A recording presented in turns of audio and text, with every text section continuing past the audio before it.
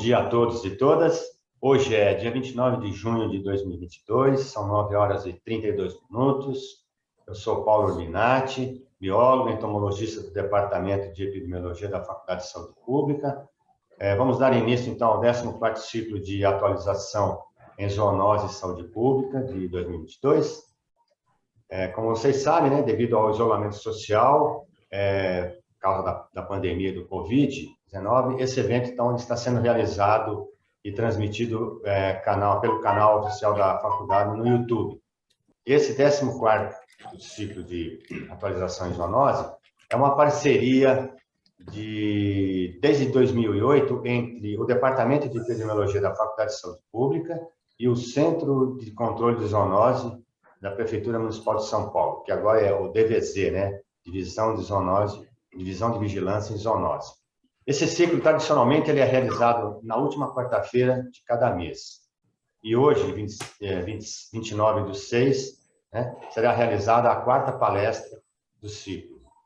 A comissão organizadora desse evento, ela é formada por mim, pelo professor Delcio Natal, que é aposentado no Departamento de Epidemiologia, e pelos colegas Gladson Costa, biólogo e analista da Divisão de Vigilância de Zoonose, pelo Marcos Velto, também que é educador de saúde pública da Divisão de Vigilância de Zoonose, pela Regina Célia Gentil, analista em saúde, né, bióloga, também da Divisão de Vigilância de Zoonose da Prefeitura de São Paulo. Então, gostaríamos de agradecer à Comissão de Cultura e Extensão da Universitária da Faculdade de Saúde Pública, né, a CSEX, a Divisão de Produção Digital, Tecnologia e Informação da Faculdade. E antes de dar início às palestras de hoje, informamos que as palestras do próximo mês, marcadas para o dia 27/7 de 2022, terão como temas o projeto Arbocontrol e o fortalecimento da vigilância das arboviroses, com o Dr. Jonas Loutufo Brand de Carvalho, que é professor da UNB. Depois nós temos a avaliação do sistema de vigilância, modelo lógico e indicadores para monitoramento de vigilância das arboviroses, a doutora Marcela Santos Lopes, analista em epidemiologia pela Fundação de Empreendimentos Tecnológicos da UNB. Depois tem CIS-Vetor, uma nova proposta de sistema de informação para a vigilância de vetores e fatores de riscos ambientais, com o mestre Rogério Caminé, professor de ensino básico e técnico do Instituto Florestal de Educação de Ciência e Tecnologia do Amazonas. Um aviso importante aos que estão participando hoje do evento, que quem quiser o certificado, é preciso solicitar no link, que vai ficar disponível aqui no chat no YouTube, para se inscrever. Então, é importante que cada um se inscreva, porque quem não fizer essa solicitação pelo link de inscrição, não vai receber o certificado por e-mail. Outra vez importante, as perguntas sobre as palestras poderão ser feitas pelo chat e, no final, serão respondidas pelos palestrantes. Excepcionalmente, hoje, como a doutora Adriana tem compromisso, ela vai fazer a primeira apresentação dela e, logo em seguida, a gente vai abrir para as perguntas. E a segunda palestra do Dr. Wagner, as perguntas serão feitas no final da apresentação. Então, a primeira palestra de hoje é sobre a atualização do Programa de Vigilância de Controle da Raiva no Estado de São Paulo, com a doutora Adriana Maria Lopes Vieira, médica veterinária do Centro de Vigilância e Controle de Raiva do Instituto Pasteur de São Paulo. A segunda palestra será sobre profilaxia da raiva humana, avanços, atualização, com o Dr. Wagner Costa, também médico do Instituto Pasteur de São Paulo. Só lembrando, né, que esses temas que serão apresentados hoje, vigilância, controle e profilaxia da raiva humana, também são temas relevantes, né, do ponto de vista de saúde pública, onde a gente vai debater com esses especialistas e podemos tirar aí o máximo de proveito da experiência que eles têm também. Então, cada palestrante tem em torno de 40 minutos para expor seu tema. Então, a Adriana Maria Lopes Vieira, ela é médica veterinária, ela possui graduação em Medicina Veterinária pela Universidade de São Paulo, tem mestrado em Ciência no programa de pós-graduação em Epidemiologia Experimental aplicada à zoonose da Faculdade de Medicina Veterinária da USP, tem especialização em saúde pública e especialização em administração de serviços de saúde para o setor público, foi gerente do Centro de Controle de Zoonose de Guarulhos e do Centro de Controle de Zoonose de São Paulo, foi membro da Comissão Nacional de Saúde Pública do Conselho Federal de Medicina Veterinária. Ela responde pela presidência da Comissão de Saúde Pública Veterinária do Conselho Regional de Medicina Veterinária do Estado de São Paulo, representa o Conselho Regional de Medicina Veterinária do Estado, junto ao Grupo Técnico Interprofissional da Secretaria do Estado de Saúde de São Paulo, é membro da Comissão Políticas Públicas, representante suplente junto ao Fórum do Conselho de Atividades Fins da Saúde do Estado de São Paulo. Atualmente, ela é médica veterinária do Centro de Vigilância e Controle de Raiva do Instituto Pasteur e da Vigilância Sanitária da Secretaria de Saúde de Guarulhos, São Paulo. Tem experiências nas áreas de epidemiologia, saúde coletiva, zoonose, manejo populacional de cães e gatos, com ênfase em saúde pública.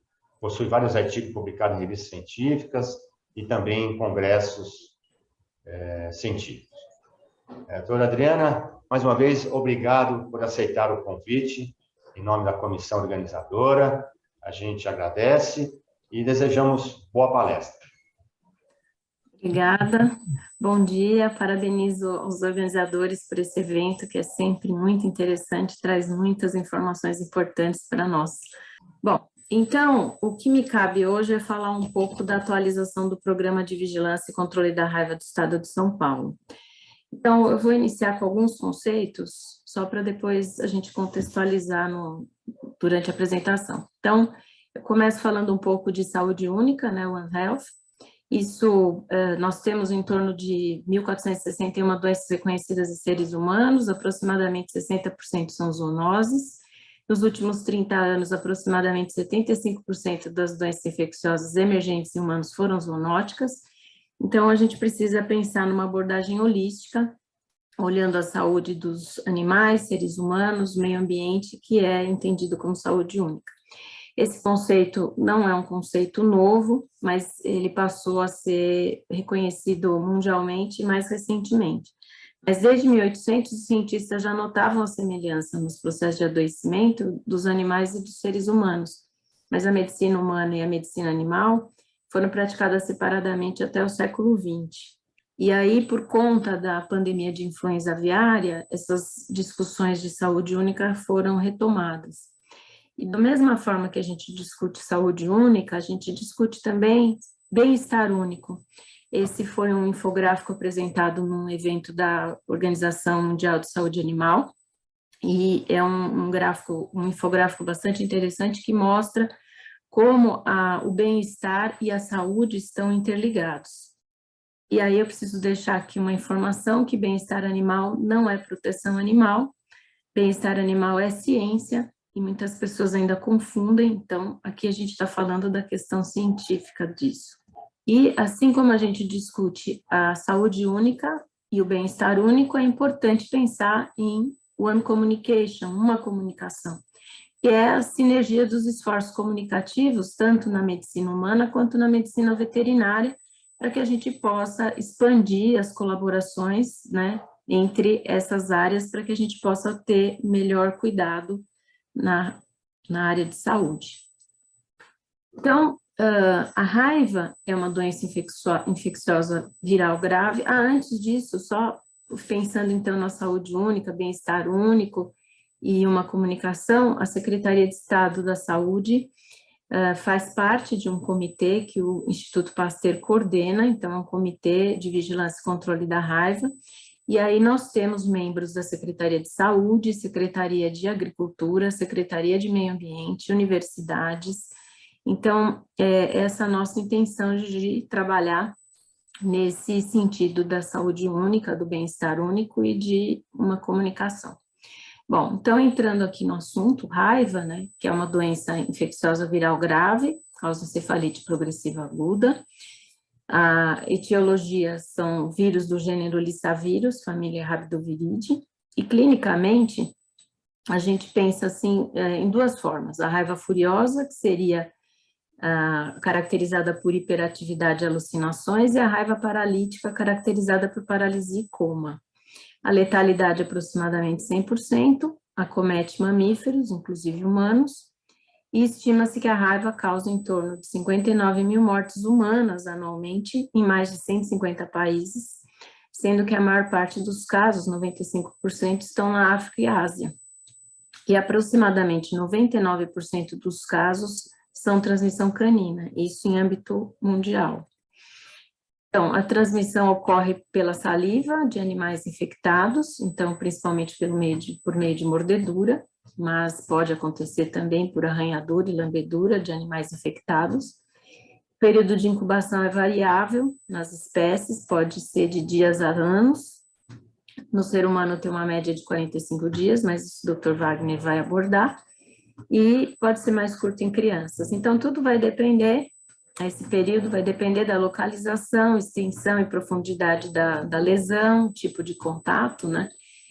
A proximidade dessa lesão do cérebro, a proximidade do cérebro e troncos nervosos, e a concentração de partículas virais inoculadas no momento desse contato, e a cepa.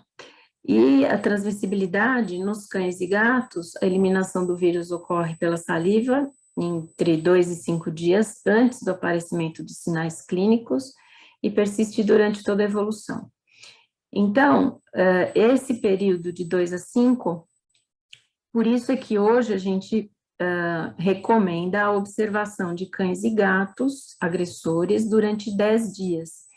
Porque se no momento que o animal agrediu, ele estiver eliminando vírus na saliva, nesse período de 10 dias, certamente ele vai adoecer, vai apresentar sintomas ou vai a óbito. Então, é um período que é uma garantia para que a gente possa depois fazer a profilaxia, se for indicada. Então, esse período de observação de 10 dias é por conta dessa transmissão. Com relação aos animais silvestres, não se sabe ao certo o período de transmissibilidade, e os morcegos podem albergar o vírus por longo período sem uma sintomatologia, mas eles também adoecem. Então, eles podem, durante um grande período, não apresentar os sintomas, mas eles também adoecem.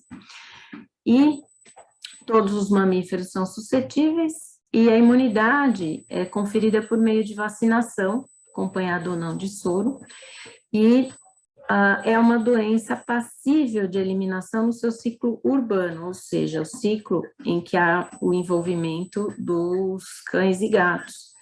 E aí, essa eliminação, ela se dá por meio de vacinação. E eu coloquei aqui para a gente comentar um pouquinho mais adiante. E também outras ações importantes no programa. O vírus apresenta variantes antigênicas. Aqui no Brasil nós temos a variante 1 e 2, que é isolada de cães. O estado de São Paulo só teve variante 2, nunca teve a variante 1. A variante 3, que é de desmodos rotundos. Variante 4, morcego Tadarida brasiliensis, que é insetívoro. Variante 6, que é o morcego insetívoro Lasiurus cinereus. E há outras variantes também, encontradas no país, Cerdócium tus, que é do cachorro do mato, e do Calitrix jacus, que é sagui de tufos brancos. O que nós vamos falar basicamente aqui nessa apresentação se relaciona à variante de cães. Então, nós temos que considerar também os Objetivos de Desenvolvimento Sustentável, que foram fixados pela Organização das Nações Unidas, como um plano de ação para o planeta. E existe uma agenda de ação até 2030, com 17 objetivos e 169 metas.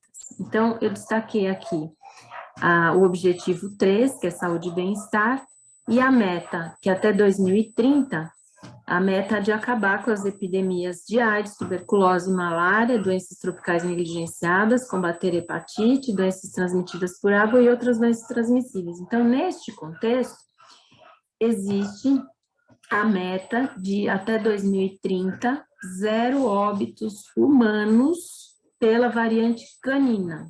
Então, existe essa meta mundial de 0 óbitos humanos até 2030 pela variante canina.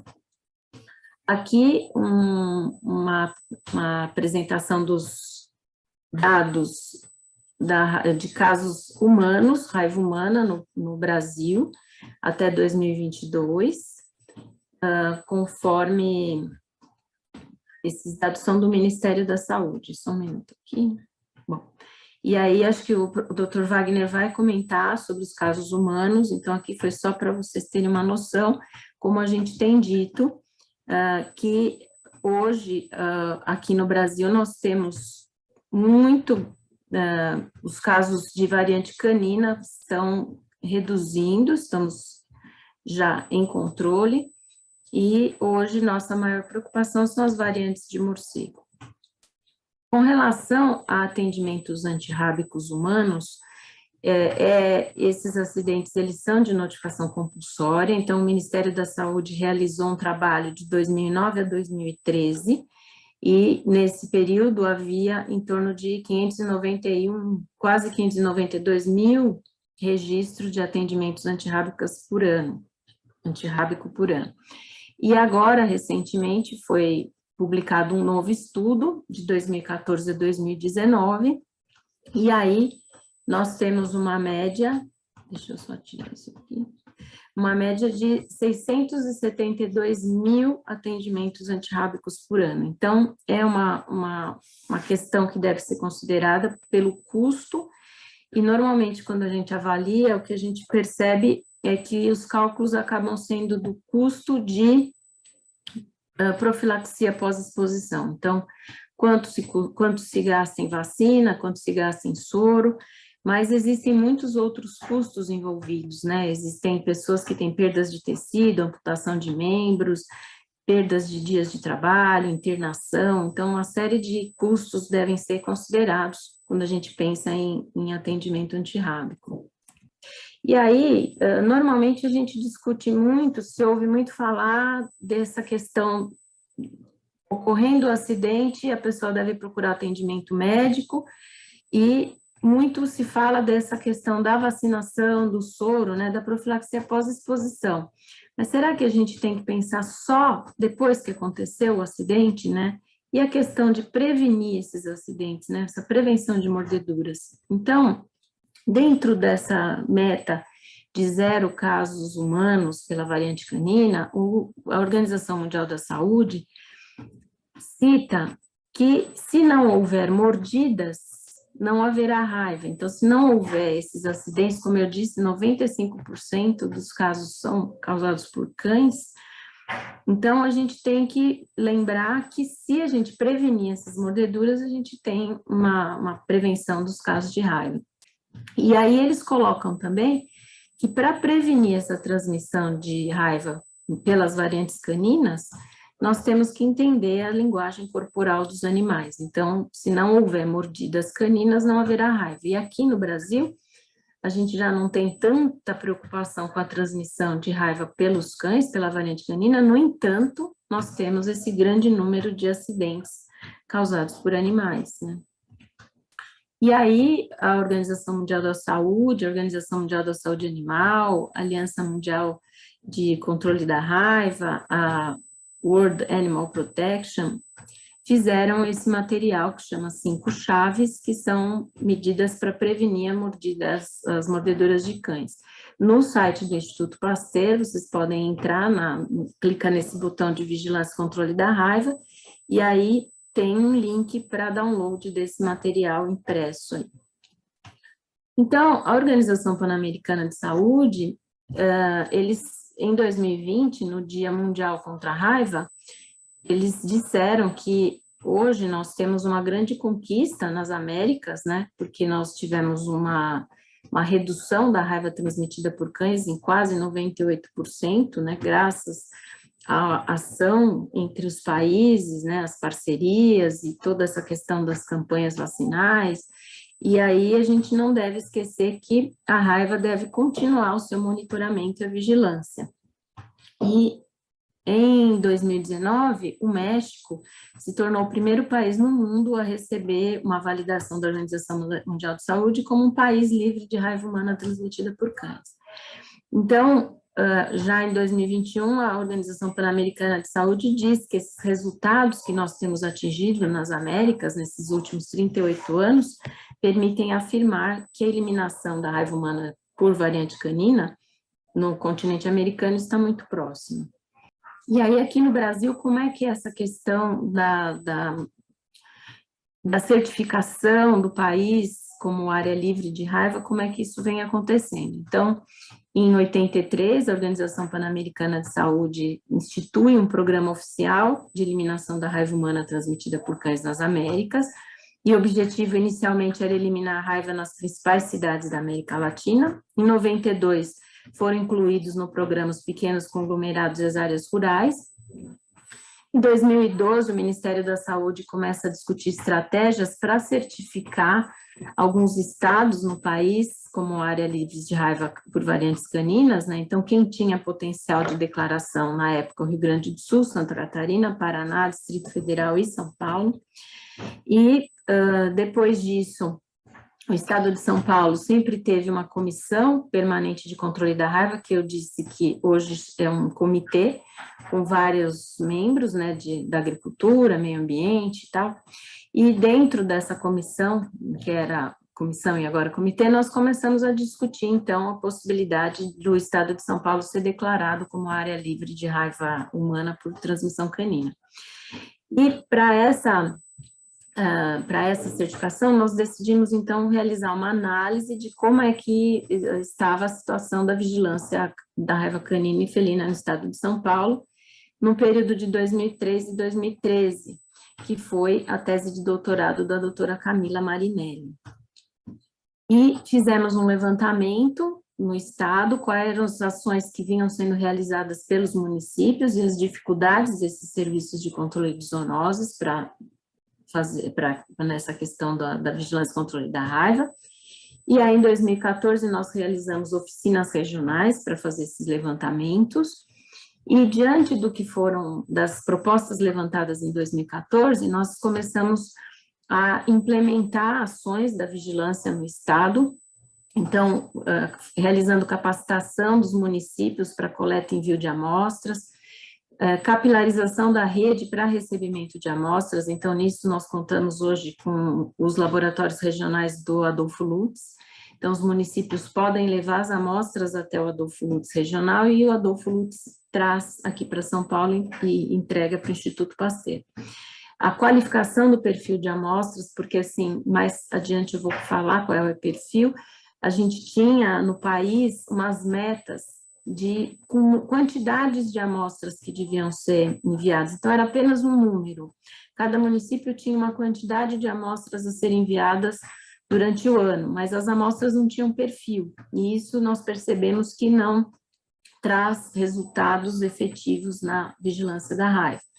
E nós também desenvolvemos uma ficha de investigação dos casos de cães e gatos positivos para raiva, para que houvesse uma padronização, porque até então não existia essa padronização na investigação.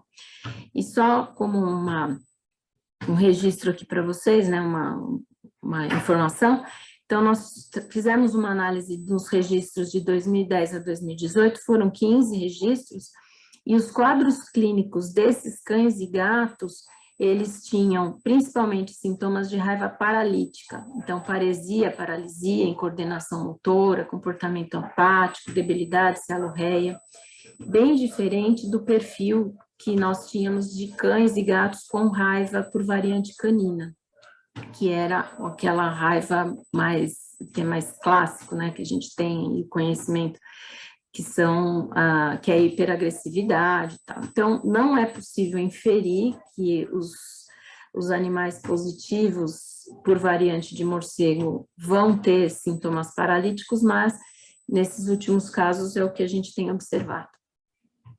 Aí nós fizemos também uma capacitação junto com a Universidade de São Paulo, com a Faculdade de Medicina Veterinária, com o professor Oswaldo Baqueiro para capacitar os municípios nessa caracterização demográfica de cães e gatos, porque nós não temos estimativas de cães e gatos no estado. Então, nós fizemos uma primeira fase, que era capacitar os municípios para que eles possam ser multiplicadores para outros municípios.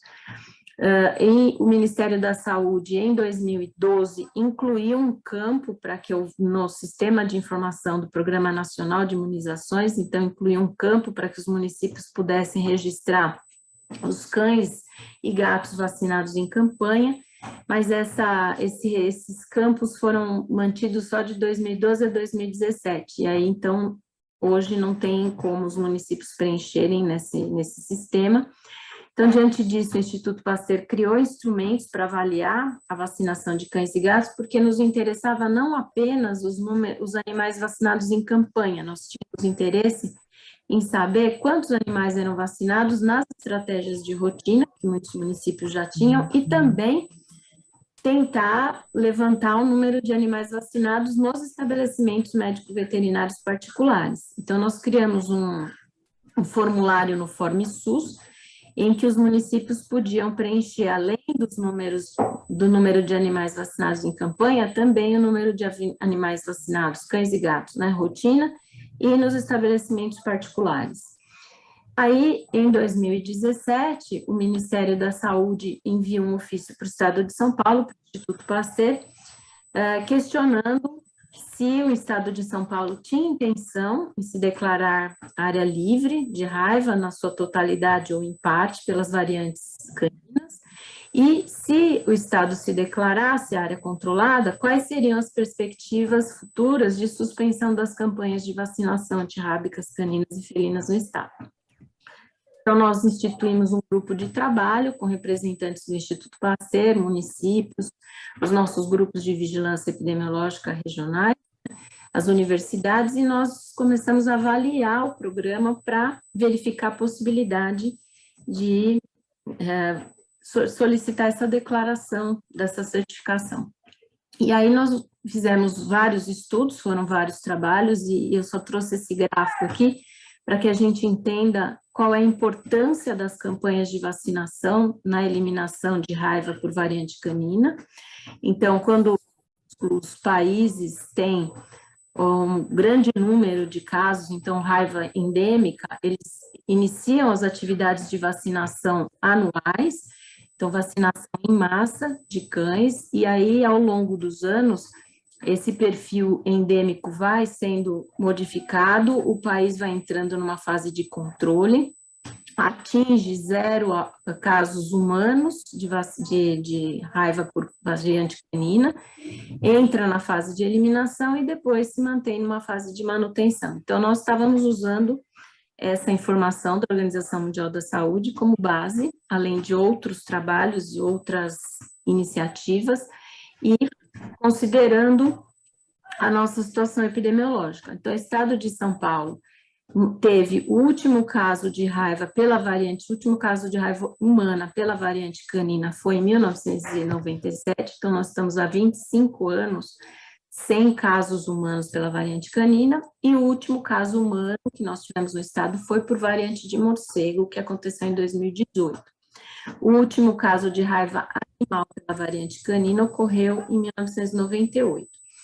Então, em 2013, a Organização Pan-Americana de Saúde fez uma classificação das regiões da América Latina em 5 áreas contra a epidemiologia da raiva, e o estado de São Paulo, ele foi enquadrado como grupo 1, área livre de raiva pela variante canina por mais de 10 anos. Então, essas informações eu estou trazendo também para que muita gente tenha dúvida, por que quando há uma falta de vacina canina, né, vacina animal no país, por que o estado de São Paulo não é prioritário? Então, por conta dessa nossa situação epidemiológica, existem estados que ainda têm circulação de variante canina. Então, na escassez de vacina animal, o Ministério da Saúde prioriza outros estados. Aqui é uma representação gráfica dos nossos casos, então, nós tivemos essa redução de casos humanos pela variante canina, Em 2001, nós tivemos um caso humano pela variante de morcego, foi uma transmissão por um felino, mas foi por variante de morcego. Em 2018, o caso humano, por variante de morcego. Então, 1997 foi o último caso que nós tivemos por variante canina. Aqui, a representação nas cidades na representação geográfica aqui no estado, e aqui os casos de raiva em cães, de 2002 a 2022, nós não tivemos cães positivos em 2020 e 2021, e também até o momento, em 2022, e todos esses casos, esses 13 casos, foram por variante de morcego. Então, esses casos que nós temos avaliado o perfil de sintomas, né? E felinos, nós não tivemos felinos positivos em 2020, e nesse período até agora, 22 casos, e esse ano nós tivemos um caso que foi em Americana. Então, todos os gatos também foram por variante de morcego. Aqui, os casos por espécie, né, casos de raiva em cães, gatos e morcegos. Nós tivemos, em 2000, então, vocês podem ver a queda aqui dos casos de cães e gatos, e os morcegos com uma grande importância hoje. Nossa vigilância hoje tem uma grande preocupação com os morcegos, né? Então, em 2020, foram 113 morcegos positivos, 5 eram hematófagos. Em 2021, tivemos 106 morcegos positivos, 4 hematófagos, e até dia 24 de junho foram 42 morcegos positivos e 1 hematófago. Aí, falando do programa, muitas pessoas pensam que a vigilância ou controle da raiva ocorre só em campanhas. Então, só a única estratégia que nós usamos é a campanha de vacinação. E o programa, ele tem várias estratégias, né? O Dr. Wagner vai falar da profilaxia, então, na parte humana, e eu vou dar uma ênfase aqui para cães, gatos e morcegos não hematófagos. Então, o programa, isso tudo a gente fez essa avaliação lá daquele grupo de trabalho para certificação, como eu tinha dito, e aí nós começamos a fazer as atualizações do programa.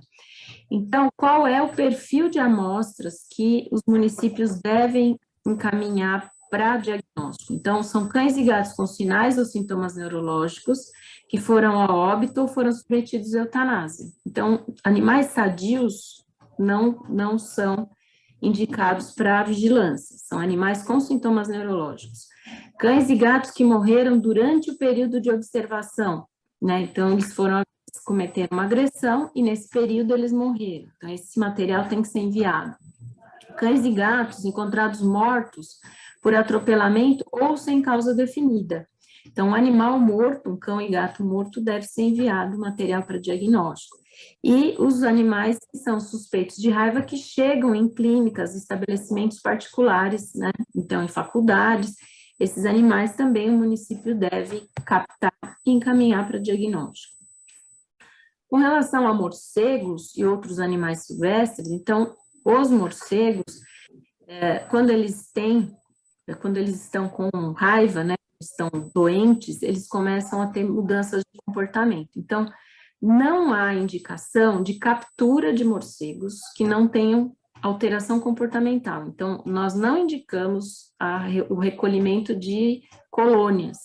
O que nós recomendamos é animais que estão em horários de situações não habituais, então os morcegos têm hábito noturno, então morcegos encontrados de dia, morcegos que estão caídos, morcegos que foram caçados por cães e gatos, morcegos que adentraram alguma habitação, algum estabelecimento, esses animais são passíveis de envio para diagnóstico. Animais saudáveis, colônias, não.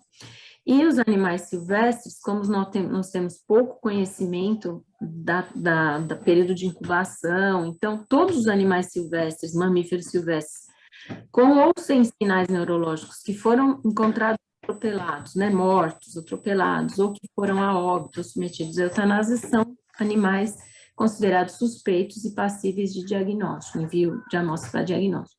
Bom, então, pensando em raiva animal, a questão de animais de produção e morcegos hematófagos, eles são de responsabilidade da área de agricultura. Então, a área da saúde, hoje, faz toda essa vigilância e controle de cães e gatos e morcegos de área urbana, que são os não hematófagos. E a área, os animais de produção e os morcegos hematófagos são de responsabilidade dos serviços de defesa agropecuária. Então, os municípios devem realizar parcerias com esses serviços.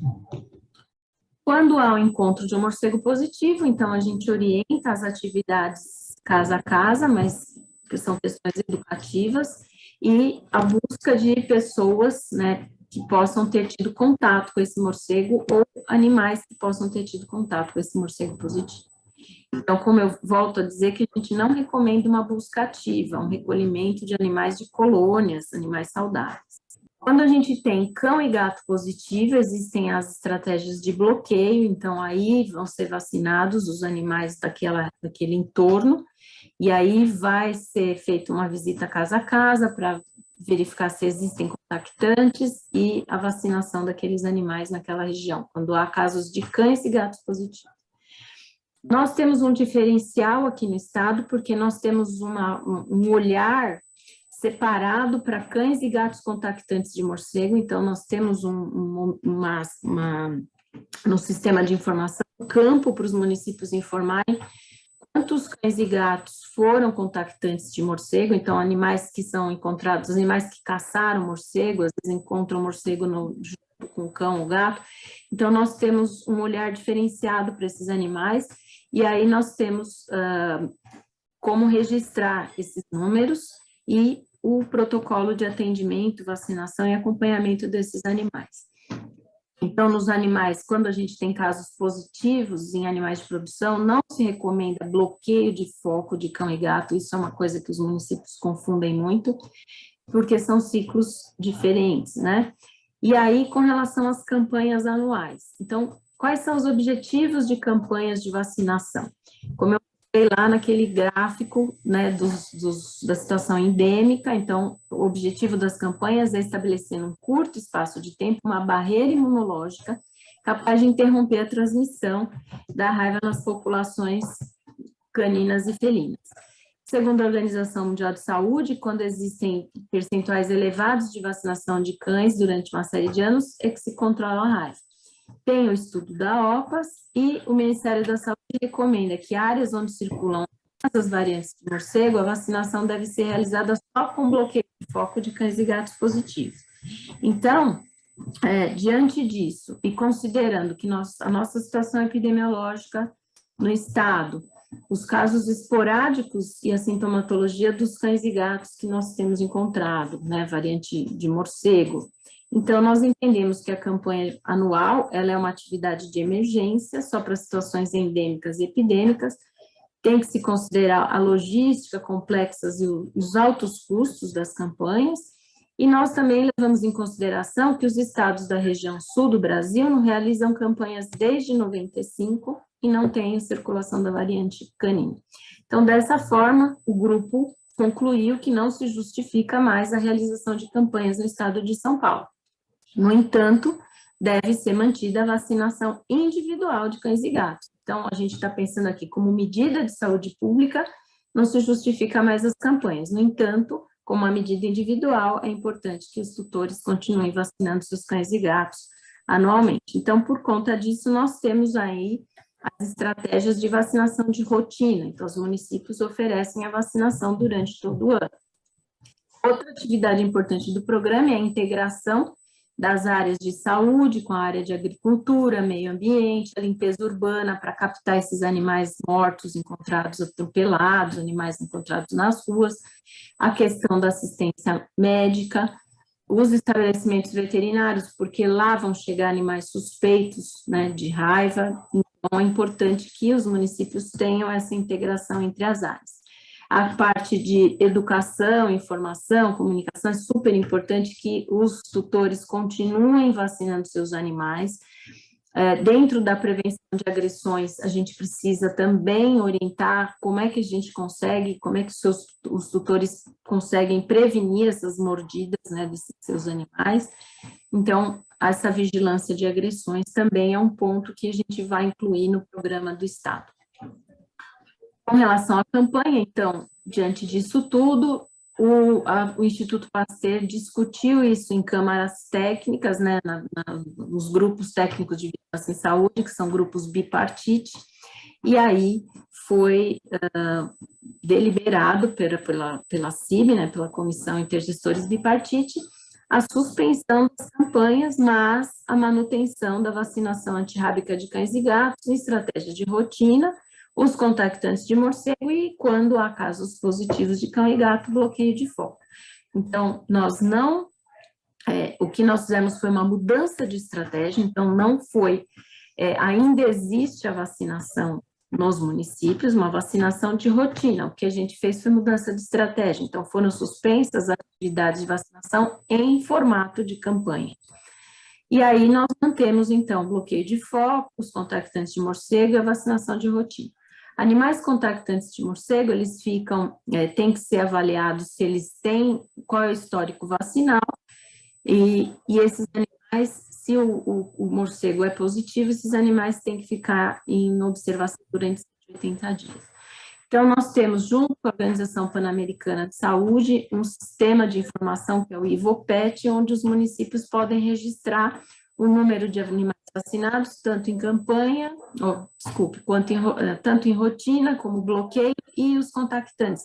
E existe um campo para registrar os animais vacinados em clínicas particulares. Então, o Instituto Pasteur fez nós temos um trabalho conjunto com o Conselho Regional de Medicina Veterinária, então nós fizemos um convite para os clínicos particulares que quisessem participar do programa com a vacinação, informando os animais que são vacinados nos seus estabelecimentos, informando os órgãos municipais de animais suspeitos, animais que possam ser também animais de produção, os clínicos que trabalham com isso, informar a Secretaria de Agricultura, e aqueles também que queiram fazer o envio de amostras, a prevenção de agressões, participar das atividades educativas. Então, nós fizemos esse convite, alguns clínicos já estão aderindo e nós já estamos passando esses contatos para os municípios. Então, quais são os nossos desafios?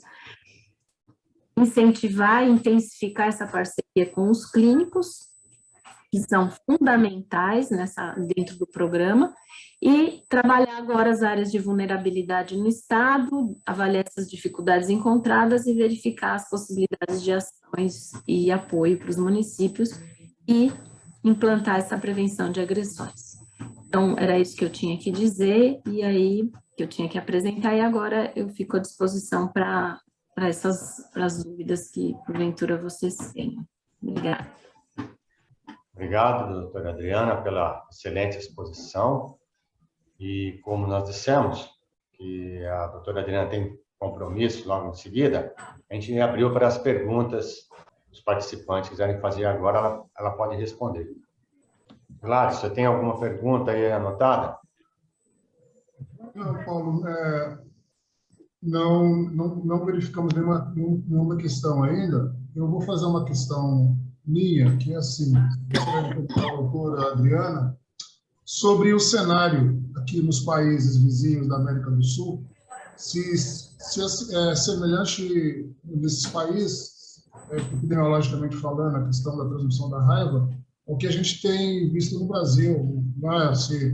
Qual a importância da transmissão da raiva a partir de cães e gatos, se a coisa se está mais controlado ou menos, como é que tem sido, né, a questão? Então, vários países da América Latina já têm a situação muito parecida com o Brasil. O que nós temos ainda algum problema é com a Bolívia, não sei se vocês se lembram, há alguns anos nós tivemos uma epizotia importante no Mato Grosso, e aí, o Mato Grosso do Sul, acho que foi Mato Grosso do Sul, e por conta da variante 1 que circulava na Bolívia. Então, nós tivemos uma epizotia em cães na época, e agora, aí o Brasil tem parcerias, né, tem trabalhos conjuntos, inclusive o Instituto Pasteur chegou a fazer alguns trabalhos com alguns países da América Latina, com diagnóstico, Nós tivemos também na Guatemala, então assim, a gente tem participado, em geral, os países têm entrado nessa situação de controle também da variante canina, alguns que têm ainda alguma dificuldade, mas em geral estão parecidos, estamos caminhando nesse sentido de controlar a variante canina mesmo.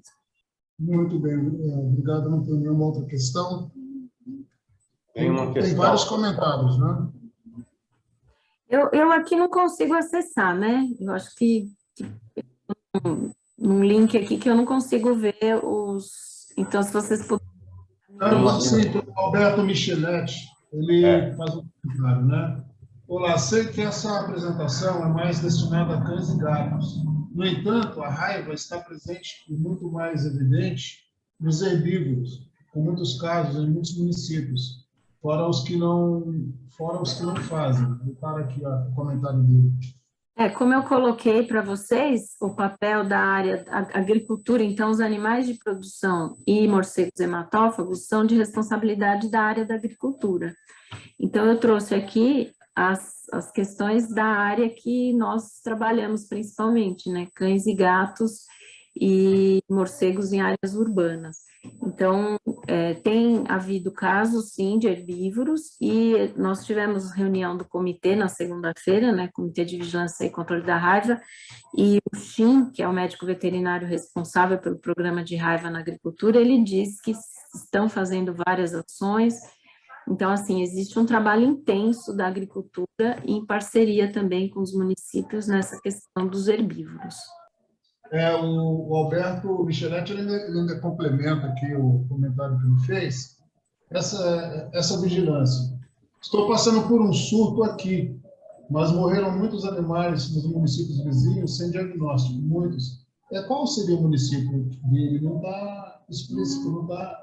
Se o Alberto Micheletti puder nos informar de qual região ele está falando, né, porque ele está informando que tem um surto, está havendo morte de animais nos municípios vizinhos e sem diagnóstico. Alberto, se você estiver nos ouvindo, por favor, nos informe qual seria o município. E esse contato, eu não sei se ele tem contato com a escritório lá de defesa agropecuária, porque essa área é de responsabilidade da agricultura. Então, essa notificação precisa ser feita para os órgãos de agricultura. Cabreúva. É do município de Cabreúva. Então, nós recebemos os laudos dos municípios, dos laboratórios que realizam diagnóstico, e nós temos acompanhado. Agora, as ações são desenvolvidas na área de agricultura. Não são da Secretaria de Estado da Saúde. Nem de Saúde, né? Tem essa questão, né, relacionada, sim, à questão da Secretaria de Agricultura, Pecuária, etc. Né? De qualquer forma, essas episodias, elas precisam, sempre é necessário ficar atento, não só por conta da questão da raiva em si, mas qualquer outro patógeno de interesse e importância, tanto para a questão da saúde humana, Secretaria de Saúde, quanto para a agricultura pecuária, né? Uhum. Tem que se ficar atento, e isso é passível de notificação, qualquer tipo de episodia. Não tenho mais nenhum comentário por aqui, só informar que nós temos público em Moçambique nos assistindo, tá? Nesse exato momento, né? E os demais, vários municípios, ao final a gente pode estar fazendo, informando quais são e fazendo um agradecimento. Não tem mais questões, Paulo. Bem, eu também não anotei mais nenhuma aqui. Eu acho que a gente pode então encerrar aqui a primeira parte da palestra. Mais uma vez, agradecer à doutora Adriana pela disponibilização, né, de participar desse evento, que a gente sabe que vocês também têm um monte de tarefas aí, são sempre ocupados. E, então, a gente, em nome da comissão, a gente agradece muito a sua participação, a sua contribuição aí com a sua experiência, que é muito importante para nós e para todos os participantes que estão nos assistindo. Adriana, muito obrigado e até uma próxima. Bom, eu que agradeço pelo convite, e o Instituto Pasteur fica à disposição para quem precisar entrar em contato. Estamos lá, qualquer dúvida que possamos ajudar. Então, muito obrigada pelo convite e desejo aí para o Wagner uma excelente apresentação. Desculpas aí por eu ter que sair antes, mas agradeço muito pelo convite. Não, imagina. Caso eu tiver alguma pergunta que forem feitas, a gente pode encaminhar para o seu e-mail, você tenta responder. Sim, pode sim. Obrigado, Adriana. Obrigada. Tchau, tchau. Então, a gente vai passar para a segunda palestra, que é sobre profilaxia da raiva humana, avanços e atualização, com o Dr. Wagner Costa. Dr. Wagner é graduado em Medicina pela Universidade de São Paulo, ele tem especialização em Pediatria pela USP, Saúde Pública pela USP e Epidemiologia no Central for Disease Control, né, CDC, nos Estados Unidos.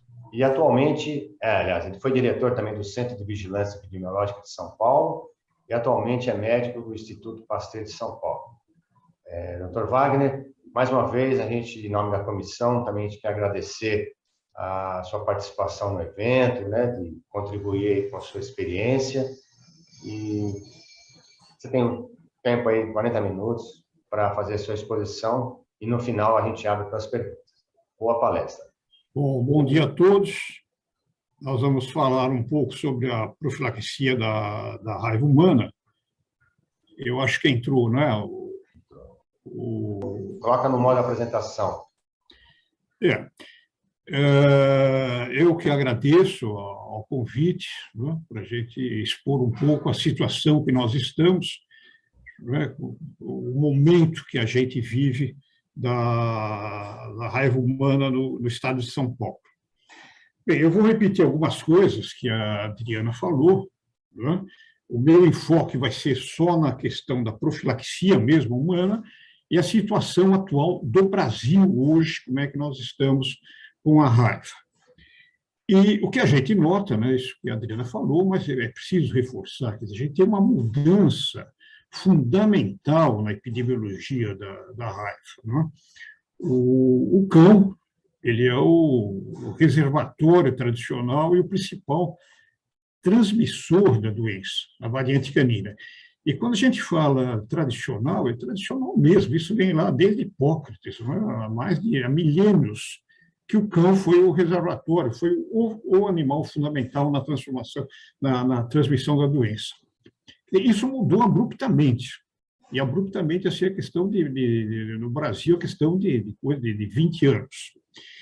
É claro que essa mudança, ela é abrupta, mas o cenário para essa mudança, ele vem sendo construído há muitos anos, né? Lá desde a década de 50, o cenário envolve desde a vacinação, das campanhas de vacinação do cão, começa no século passado, até a própria captura do cão, a famosa carrocinha, que hoje não existe mais, e, sobretudo, o processo de urbanização. O processo de urbanização massivo do jeito que foi, acabou com as matilhas de cães circulando pelas cidades. Não é? Hoje a gente não encontra mais matilha de cães andando aí na Avenida Paulista, na Avenida São João. Então, que todo esse processo, todo esse cenário foi sendo montado aos poucos e resultou nessa mudança assim, absolutamente grande, não é, do cenário da epidemiologia. Hoje o que nós temos, de fato, no Brasil, em vários países do mundo, o morcego como reservatório principal, não é? Morcego e outros animais silvestres, mas principalmente o morcego e as variantes de vírus de morcego. Esse é o cenário hoje do Brasil, dos principais países do mundo. Na América Latina ainda existe raiva. Um momentinho. Você tá mudando o slide? Você está fazendo a mudança? Porque está na primeira página ainda. Estou na primeira página ainda. Isso. Eu estou fazendo esse cenário. Não é? Desculpa. Hoje nós temos ainda no Brasil, né, nós temos raiva de morcego. Na América Latina, ainda alguns países existem alguns países ainda com raiva canina. Né? A Bolívia, atualmente, Bolívia e Peru são países que têm a raiva com a variante canina. Mas O cenário que nós temos no país, na maior parte dos países do mundo, e o cenário que nós caminhamos é esse, a substituição do cão pelo morcego como reservatório e como principal transmissor da doença. Então, aqui só para vocês terem uma ideia dos dados, né, em números, como é que a situação atual é a mudança, né, aqui na última linha do slide, nós vemos que em 1999, nós tivemos... Não mudou. Então, esse daqui é a situação atual que nós temos de raiva nos últimos anos. A última linha aqui, nós falamos em cães positivos, em 1999, não é? Só para ter uma ideia de números do que é essa mudança. Em 1999, nós tivemos 1.200 cães positivos para a raiva no Brasil. Em 2021, nós falamos de 9 cães positivos e 9 gatos. E a raiva concentrada principalmente em herbívoros e morcegos. É isso que nós encontramos hoje. Então, quer dizer, a gente tem claro que o vírus da raiva circula. Não há dúvida disso, e o risco da doença existe. Mas hoje ela não é mais concentrada em cães e gatos. Não é? Isso no Brasil não é mais concentrado em cães e gatos, e sim em herbívoros e morcego, não é? Que é o grande transmissor, o grande reservatório, o grande transmissor da raiva hoje no Brasil. E aqui o estado de São Paulo. Né? Vocês podem ver que nós não tivemos, em 2020, 2021, nós não tivemos nenhum cão positivo, um gato apenas, não é? E a raiva concentrada principalmente em herbívoros e encontrada principalmente em morcegos, herbívoros e alguns animais silvestres. Bom, com relação à raiva humana, é o que nós temos hoje, recentemente aqui no Brasil, esse quadro mostra, nós temos praticamente raiva em todos os estados do Brasil, sendo que os principais animais transmissores da raiva são o gato e o morcego. Aqui em 2020 e 2021, nós tivemos 2 animais silvestres, na raposa, e em 2015 teve um cão com a variante canina, que foi lá no Mato Grosso, especificamente na cidade de Corumbá, que faz divisa com a Bolívia. Essa raiva, um cão da Bolívia atravessou a fronteira e fez um estrago muito grande na cidade de Corumbá, disseminou a doença e acabou tendo um caso humano na região. Esse é o último caso de raiva canina que nós temos no Brasil, já foi uma situação excepcional, mas praticamente desde 2000, 2002, o que nós temos é variante de morcego circulando, e a raiva transmitida por morcegos e gatos, principalmente, os 2 grandes transmissores. Em São Paulo, a Adriana já mostrou, tivemos o último caso em Ribeirão Preto, em 1996, de variante canina, e 2 casos, um em 2001 em morcego, em Dracena, e outro em 2018 na região de Ubatuba. Algumas informações sobre a raiva. A raiva é uma doença grave, uma doença que mata 100%, praticamente 100%, são raríssimos os casos que sobrevivem. Assim, na história da humanidade, bem descrito, tem um caso de um paciente que sobreviveu praticamente sem sequelas. No Brasil, nós temos um caso que ficou famoso, que o paciente sobreviveu sem sequelas cognitivas, ele tem sequelas motoras muito grandes, mas sem sequelas cognitivas, e um outro caso no Brasil que está sobrevivendo, mas praticamente em estado vegetativo, uma criança que sobreviveu, mas que praticamente estado vegetativo, um caso muito grave. É uma doença de mamíferos, né, que são os únicos que adoecem e transmitem a doença, e nas variantes que nós temos, todas essas variantes que nós temos da raiva são graves, a letalidade é alta, só que nós temos características diferentes.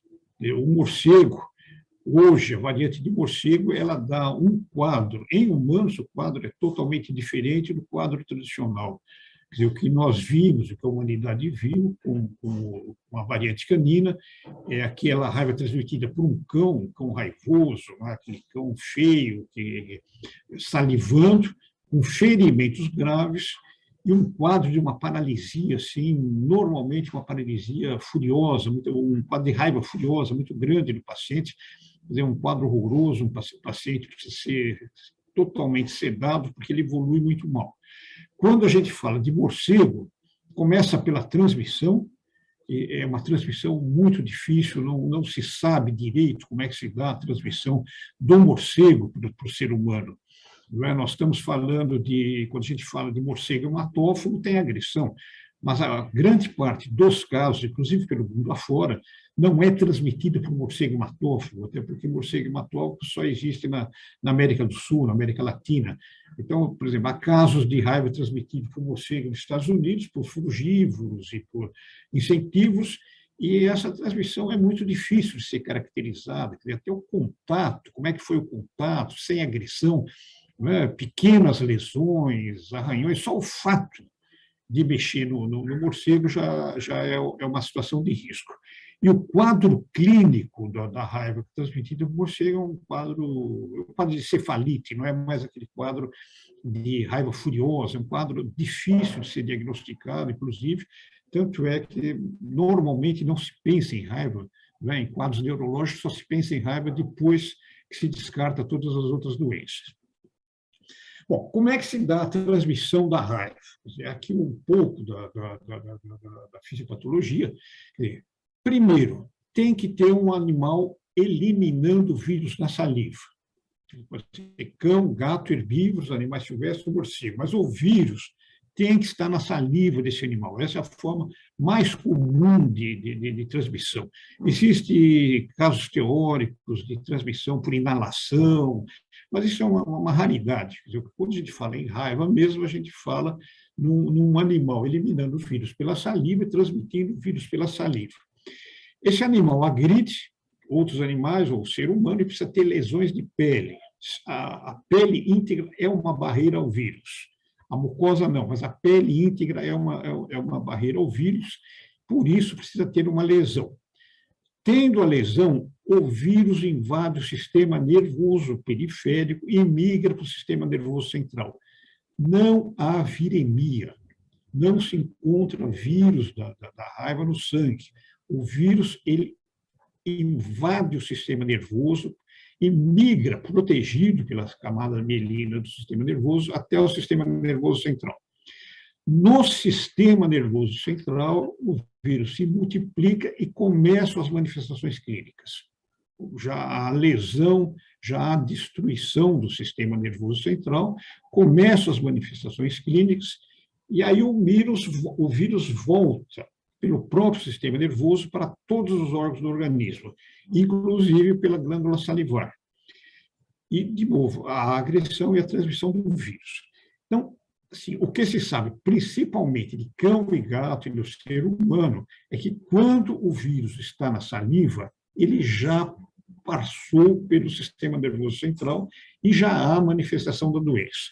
Isso é muito importante, a gente vai ver na frente, porque quando a gente vai falar em profilaxia da raiva, nós temos que diferenciar um cão ou gato sadio de um cão ou gato doente. Então, isso é importante. Quer dizer, o vírus que está na saliva, ele passou pelo sistema nervoso central e o animal já tem alguns sintomas. Quando nós falamos da variante canina, a agressão do animal e a eliminação do vírus, quando nós falamos da variante canina, que é o nosso grande conhecimento de milhares de anos de transmissão, nós temos que o cão e o gato, quer dizer, eles transmitem a doença entre eles e transmitem diretamente para o homem.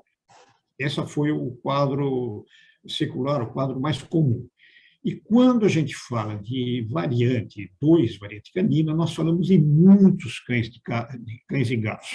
Só para ter uma ideia, quando esse cão da Bolívia atravessou a fronteira em Corumbá, invadiu e transmitiu a variante 2, em pouco tempo, assim, foi em questão de 1 ou 2 meses, ocorreram 75 casos de raiva em cães, 75 óbitos.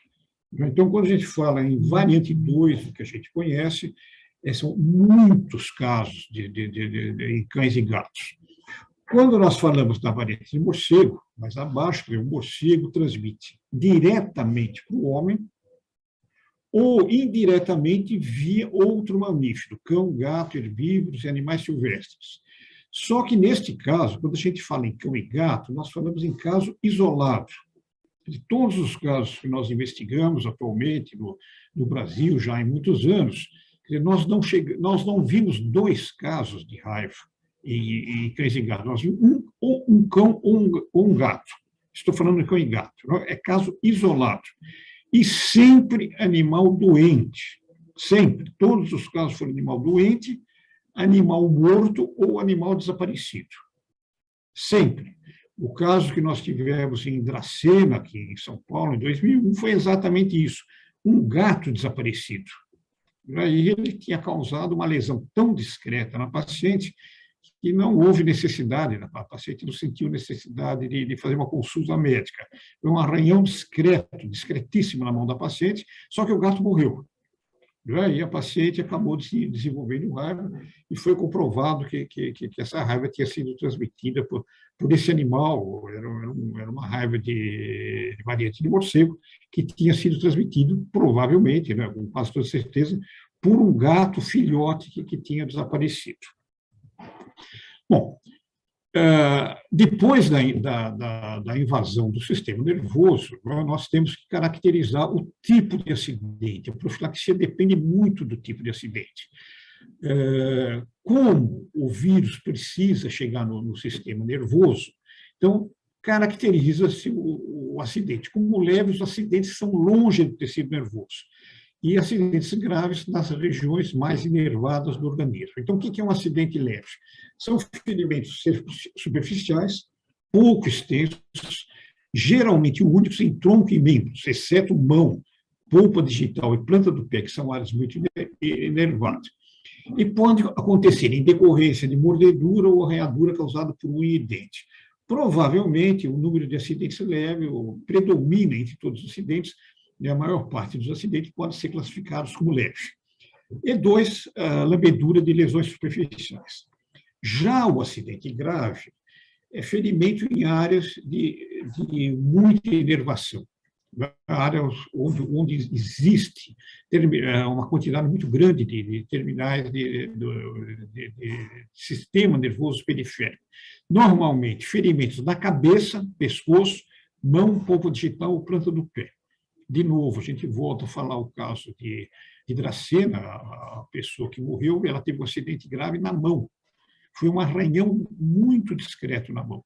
Mas qualquer ferimento na mão, em áreas de grande existência de tecido nervoso, são todos caracterizados como ferimentos graves. Bom, ferimentos múltiplos, extensos, profundos em qualquer região do corpo. Lambedura de mucosa é considerado um acidente grave, porque a mucosa é permeável ao vírus.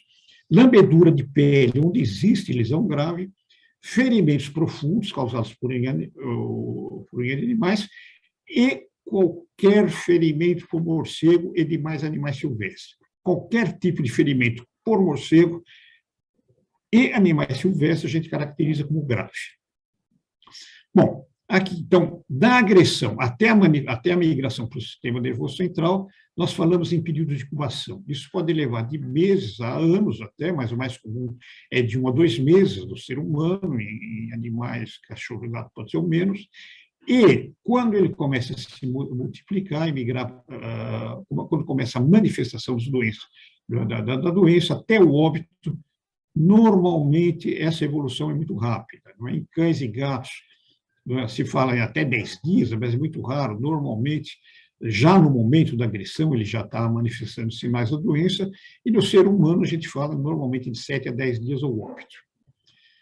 Bom, a profilaxia que nós vamos abordar hoje, nós vamos falar, nós temos principalmente os 2 pontos principais, né, que são a base da profilaxia, são com vacinas e soros. Não vou detalhar muito, mas basta dizer que o que nós temos hoje no Brasil são as vacinas de células vírus, que é o que existe mais moderno no mundo, vacinas absolutamente seguros, e os soros antirrábicos, produzidos no Brasil e importados, que são também de alta qualidade. E aqui é a base do que é feito na profilaxia. A linha escura, pontilhada, não pontilhada, a linha contínua, mostra a resposta à vacina. Como vocês podem ver, uma vez que se dá a vacina, a resposta começa no 7º dia. Então, do dia 0 ao dia 7, o paciente não está protegido. Então, no caso de um acidente leve, não há muita importância do paciente não estar protegido desse 7º dia, porque o vírus, nesses 7 dias, porque o vírus vai levar, ele não vai chegar tão fácil ao sistema nervoso. No caso de um acidente grave, onde existem muitas terminações nervosas, esses 7 dias é um período de muito risco. Então, para se bloquear o vírus nesses 7 dias antes que a vacina produza a resposta, é feito o soro. O soro visa exclusivamente segurar o vírus ali na lesão nos 7 primeiros dias. E depois do 7º dia começa a resposta e aí o vírus é eliminado. É a base de toda a profilaxia, bem resumido o que eu estou falando, mas é a base de toda a profilaxia da raiva. Bom, o quadro clínico, rapidamente, a Organização Mundial de Saúde fala de uma síndrome neurológica aguda, raiva furiosa ou raiva paralítica, com evolução para óbito em 7 dias, 7 a 10 dias. Esse é o quadro clássico. Pacientes têm muitos sintomas, né? Febre, parestesia, espasmo, por exemplo, espasmo respiratório, a famosa aerofobia, a hidrofobia. O paciente tem períodos de lucidez, inclusive durante a evolução do quadro. Esse é o quadro clássico da variante canina. No caso das variantes de morcego, nós falamos em casos muito atípicos. Nada disso, né? Nada desses sintomas acontecem com frequência nos casos de raiva causada pela variante de morcego. São quadros mais de encefalite, quadros de diagnóstico bem mais difíceis. E o diagnóstico da doença é feito tanto pelo quadro epidemiológico, pelo clínico, como pelo laboratório. Hoje, as técnicas de laboratório são muito sensíveis e realmente é possível detectar e caracterizar o vírus causador da doença. Bom, falando propriamente da profilaxia, eu estou correndo um pouco, não é, por causa do tempo que eu tenho, não é? Falando propriamente da profilaxia da raiva, nós falamos, quando a gente fala em raiva, nós falamos de profilaxia pós-exposição, que é indicada para pacientes acidentalmente expostos ao risco de infecção, e profilaxia pré-exposição, que é a indicação da vacina para profissionais que trabalham em situação de risco. Aqui hoje na palestra eu vou abordar a profilaxia, só a profilaxia pós-exposição, não é? Pelo tempo não é possível se falar muito, e a profilaxia pré-exposição ela é um cenário à parte. Quer dizer, falar da profilaxia pré-exposição leva algum tempo explicar por que se faz a profilaxia pré-exposição. No entanto, fica essa mensagem, ela é indicada para todos os profissionais que trabalham em situação de risco. Nós indicamos para estudantes de veterinária, obviamente, que é um pessoal de alto risco, para o pessoal da agricultura, que mexe com morcego, para o pessoal de laboratório, ou seja, pessoas que mexem diretamente com animais de risco ou que estão submetidas ao risco de encontrar o vírus, a pré-exposição é indicada. Mas o que nós fazemos hoje no Brasil, realmente, né, o grande volume de pós-exposição que nós fazemos é para pacientes acidentalmente expostos ao risco. Bom, algumas informações do que é feito hoje no Brasil e da situação da pós-exposição no Brasil. Primeiro, o sistema de notificação da raiva é falho, faltam informações. E nós temos um sistema de notificação que é muito ruim. Ele é antigo, ele é defasado, ele é mal feito, ele tem falha, ele é tudo que um sistema de notificação não pode ter. ele não tem filtro, não tem nada. É possível notificar qualquer coisa no sistema de notificação. Ele é muito ruim. Com isso, nós temos faltam informações importantes. Nós temos informações genéricas, né, sobre a raiva no Brasil, mas faltam informações. Nós não sabemos, por exemplo, quanto que a gente usa de vacina por ano no Brasil. A gente sabe que usa muito. Nós usamos muita vacina, usamos muito soro, mas nós não sabemos exatamente quanto que a gente usa de vacina e quanto que a gente usa de soro. Provavelmente o Brasil é o país que mais utiliza imunobiológico para a raiva no mundo. Eu não conheço nenhum país que faz tanta profilaxia pós-exposição quanto o Brasil. Tanto porque a população é grande, mas, assim, os Estados Unidos tem uma população maior que o Brasil, tem um quadro de raiva semelhante ao Brasil, e faz, acho que 10%, indica 10% de profilaxia pós-exposição do que o Brasil indica. Terceiro, a produção mundial de vacinas, e principalmente de soro antirrábico, é limitada. Já teve um ano, alguns anos atrás, que ameaçou faltar vacina de raiva no mundo. E soro antirrábico falta. Hoje falta soro antirrábico no Brasil, devido a um problema na produção, erros na condução da política. Hoje, neste momento, é limitado os estoques os estoques de soro antirrábico são limitados e falta soro no Brasil. Outro dado, essa vacina é caríssima, custa $10 a dose. Só para ter uma ideia, uma vacina da polio custa centavos de dólar. Uma profilaxia completa com 4 doses sai pelo menos $40 a profilaxia. Então, nós estamos falando de um custo muito alto, nós não estamos brincando, quer dizer, o que se gasta hoje na profilaxia da raiva no Brasil é muito grande. Esses são os números que nós temos da profilaxia da raiva.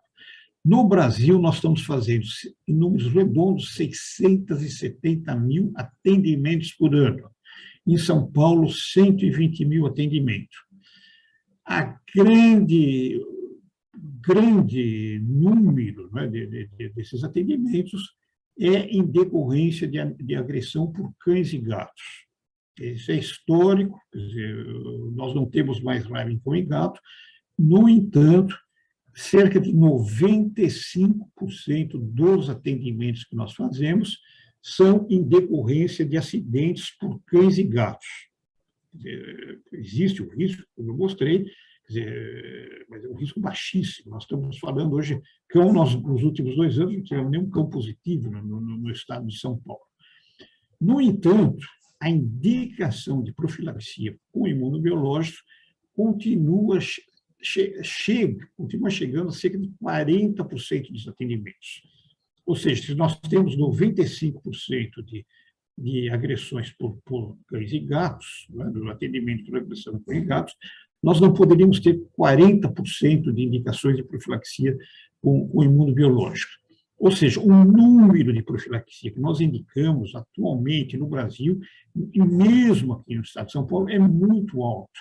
Ele não é compatível com o atual quadro epidemiológico. Isso tem um custo muito caro, e segundo, além do custo monetário, é o custo de falta de produto. Quer dizer, nós estamos deixando de aplicar o soro em casos muito graves e possivelmente estão aplicando um soro que está em falta e agressões que não são necessárias. Quando a gente fala em profilaxia pós-exposição, depende do tipo de acidente, né, isso que eu já falei, quer dizer, o acidente leve, a gente só faz a vacina, porque o vírus está longe das terminações nervosas, e no acidente grave nós falamos em vacina e soro. Então, depende da característica do acidente e do animal agressor. Então, nós dividimos esses animais agressores, didaticamente, em 4 tipos de animais: o cão e o gato, os animais tradicionais, mamíferos não transmissores de raiva, morcegos e demais mamíferos silvestres, que são sempre acidentes graves, e os herbívoros, os animais de interesse econômico. Então, falando um pouquinho da profilaxia de acidentes por cães e gatos. Daqui são os números que nós temos em São Paulo, são números mais ou menos estáveis, né? Veja, em 2018, nós tivemos 123 mil atendimentos. Desses 123 mil, 38% resultaram em profilaxia com imunobiológico, ou vacina de soro, ou só vacina. Mais embaixo dá para ver que a espécie agressora, né, ou é gato ou é felino em 95% dos acidentes. Quando a gente fala em morcegos, nós temos 1%, acidentes com herbívoros, 0,5%, e com outros animais, esses outros animais normalmente roedores silvestres, mamíferos silvestres, em torno de 2%. Então, esses números, eu estou chamando essa atenção para os números. 95% dos casos, né, isso é um dado tradicional, um dado que muda muito pouco, 95% dos casos são causados são atendimentos por acidentes causados ou por gato ou por cão. Bom, e aqui está a grande mudança que nós vamos ter que trabalhar, que o Brasil vai ter que trabalhar nos próximos anos. O que fazer? Como indicar a profilaxia para acidentes com cães e gatos? Então, o critério para a decisão depende, primeiro, da condição do animal no momento do acidente. Como nós vimos que, como nós temos pouquíssimos casos de cão ou gato positivo, nós temos que esperar que quase 100% dos casos sejam causados por animais sadios. Esses são dados que nós temos aqui do Sinan, da fonte do Sinan, e para ver como o Sinan ele é confuso, nós temos informações que não batem. Nós temos aqui, por exemplo, 15 mil casos de acidentes causados por animais suspeitos no ano de 2018. Esse número não existe, não tem animal suspeito. Esse número, pelo menos 15 mil, não existe. Em 250 casos, animais raivosos foram notificados em 2018, também esse número não existe. O que pode existir, sim, é um número de animais mortos ou desaparecidos, e ainda tem um número, 2.000, que não tem informação nenhuma, porque o sistema permite isso, né? A pessoa preenche mal o relatório, não vem informação nenhuma, a gente não consegue ter nada. Então, depende da condição do animal do momento do acidente e da possibilidade de observação por 10 dias. Isso que a Adriana falou e que a gente reforça sempre. A raiva é uma doença de evolução rápida. A própria agressão, normalmente, já é manifestação da doença. Não é aquilo que eu falei. Item 5. O vírus passou pelo sistema nervoso central para chegar na saliva. Então, o animal, normalmente, quando ele tem risco de transmissão, obrigatoriamente ele tem que estar doente. Não existe animal sadio transmitindo raiva. Ou, se o animal estiver sadio no momento do acidente, ele vai desenvolver sinais, né, no mesmo dia ou no dia seguinte. Então, essa é a chave fundamental quando a gente fala em profilaxia de acidentes por cão e gato, e a chave fundamental que nós temos para diminuir esse número exagerado, altíssimo, né, de casos de profilaxias devido a acidentes com cães e gatos. Então, os números que nós temos aqui em São Paulo, a grande porcentagem dos animais podem ser observados, e aqui, quando nós falamos em observação do animal, a observação é pelo próprio dono, pelo tutor do animal, ou pela pessoa que foi agredida. Não há nenhum sentido em falar em observação do animal por veterinários ou centro de zoonoses. Nós temos aí 118 mil atendimentos, né, por ano de acidentes com cães e gatos. Quer dizer, seria impossível, né, criar um exército de veterinários ou de centros de zoonoses para observar todo esse número de animal. Quer dizer, a observação mesmo é feita pela pessoa que foi agredida ou pelo tutor do animal. Bom, Então, a condição do momento do acidente, a possibilidade de observação do animal e a característica do acidente, se ele é leve e grave. Então, o que nós estamos assim, insistindo, né, divulgando, né, todas as palestras, todo o nosso material didático, está voltado muito para este quadro, que é o quadro mais comum que nós temos, né, hoje no Brasil. Animal sadio no momento de acidente e pode ser observado. Nestes casos, não há indicação de nenhuma conduta com imunobiológicos, independente da gravidade do acidente. Se o animal estiver sadio e pode ser observado, a conduta é observar o animal por 10 dias, só. Normalmente as pessoas se impressionam pela gravidade do acidente, pela mordida, mas assim, tem uma certa insegurança justificável, né, até pelo histórico da doença, né, e acaba indicando a profilaxia. Não há necessidade de se fazer isso. Conduta é só observar o animal e esperar a evolução pelos 10 dias. Né? O que nós vamos encontrar, na grande, na extensa maioria dos casos, é que depois dos 10 dias o animal está bem, saudável, sem nenhum problema. Esse encerra o caso no 10º dia. Essa é a conduta que nós temos que batalhar daqui para frente, já estamos batalhando há alguns anos. Se o animal desaparecer, manifestar sinais de raiva ou morrer sem causa definida, aí sim a profilaxia está indicada.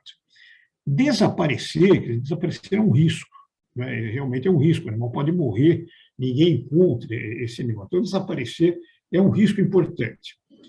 Manifestar sinal de raiva, quer dizer, isso é raro atualmente. O que a gente pode encontrar é um animal apresentar algum sinal de doença.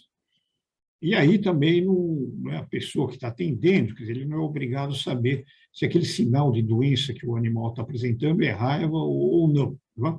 Então, se tiver um veterinário envolvido que pode esclarecer, tudo bem. Mas se não tiver, quer dizer, sinais de raiva ou sinais de doença, aí também é compreensível que se indique a profilaxia. Ou o animal morrer sem causa definida. Quer dizer, um quadro comum é o animal morrer, um animal que tem alguma doença crônica, um tumor, câncer, velhice, alguma coisa, e na hora que o tutor vai dar comida para o animal ou dar algum remédio para o animal agride a pessoa, e ele morre em seguida. Então, quer dizer, às vezes o animal morre, agrediu e morreu, mas tem uma razão para esse óbito. Né? Então, se ele morrer sem causa definida, tudo bem, se indica profilaxia. Agora, se ele morrer com uma causa conhecida, ou se tiver um apoio de um veterinário que venha acompanhando o animal, e o veterinário garantir que a causa não é raiva, tudo bem, né? Não há indicação de profilaxia. Mas, basicamente, só nessa situação, em casos de acidente com cão e gato saudáveis e passíveis de observação por 10 dias, só nessas situações de desaparecimento, adoecimento ou morte é que se deve indicar a profilaxia. E, como vimos, isso é uma coisa bastante rara. Não é? A maior parte dos animais, depois de 10 dias, estão vivos e saudáveis. Bom, a outra situação. O animal, a condição do animal não é conhecida no momento do acidente, ou o animal é suspeito, ou o animal não pode ser observado. Aí a gente não tem escapatória, aí a gente precisa indicar a profilaxia indicada é essa. Caso de acidente leve, só vacina, em caso de acidente grave, vacina e soro. Aqui, entre as situações assim, incríveis, por exemplo, é comum num shopping center, uma pessoa passeando lá com um cãozinho, uma criança vai lá e mexe no animal, e o animal morde a criança. Obviamente, a pessoa vai embora, ninguém pede, né? Ninguém vai pedir o telefone do cachorro. Numa situação dessa, do dono do cachorro, do dono, não se pede. Então, nesse caso, chega lá na unidade, ele acaba recebendo a profilaxia. Com certeza, é um acidente sem risco, mas como não é possível se observar o animal, né, a gente acaba indicando a profilaxia. Não há escapatória nesses casos. Profilaxia com os demais animais mamíferos. Roedores urbanos não são transmissores de raiva. E não é necessário indicar esquema profilático de raiva no caso de acidentes causados pela ratazana de esgoto, né, os ratos norvégios, rato de telhado, rato, camundongo, musmúsculo, cobaias e porquinhos da Índia, hamster e coelho. São mamíferos urbanos não transmissores de raiva. A gente ainda acha, né, principalmente acidentes com ratazana, são acidentes feios, há muita indicação ainda de profilaxia em decorrência de acidentes com ratazana. Não são transmissores de doença.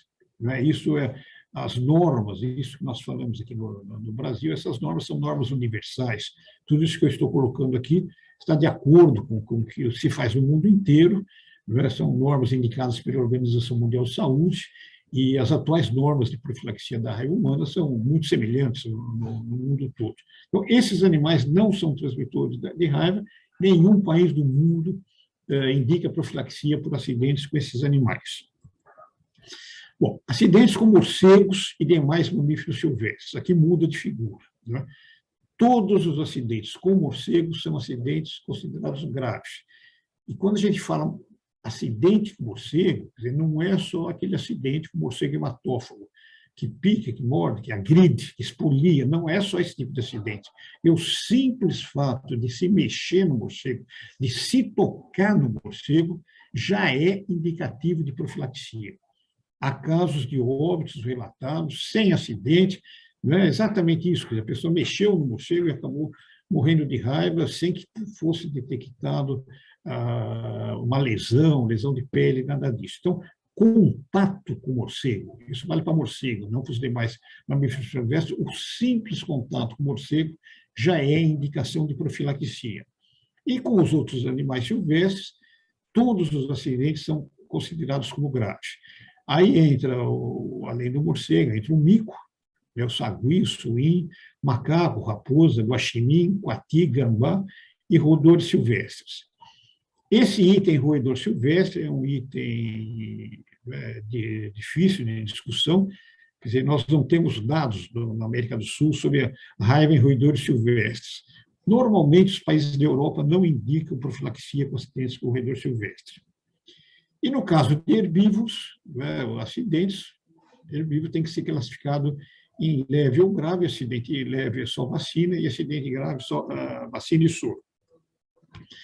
Bom, como é que é feita a profilaxia hoje no Brasil, que nós indicamos e que está de acordo com o que existe mais moderno do mundo, com as últimas normas da Organização Mundial de Saúde, que é praticamente feito em todo o mundo. A norma brasileira, uma norma que é idêntica do Brasil, é a norma da Austrália. A norma americana, canadense, tem algumas diferentes, mas a norma australiana é uma norma idêntica à norma brasileira.